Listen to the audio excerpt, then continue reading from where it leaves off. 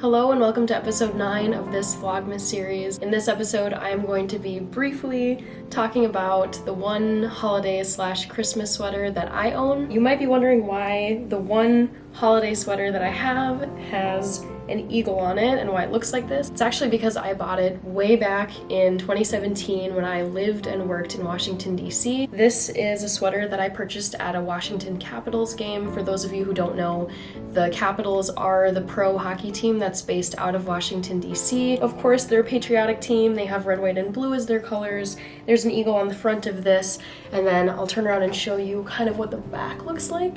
But still, you're probably wondering, okay, so you lived in Washington, D.C., and yes, they have a Capitals hockey team, but why did you buy this sweater? So the story is, I worked at a firm in Washington, D.C. for about a year, and there I had a colleague who I became good friends with. She has a family member who is a season ticket holder for the Capitals, and she would often have free tickets, and one time she asked me, hey, do you want to come with me to a Capitals hockey game? I have an extra ticket, and I'd like to give it to you.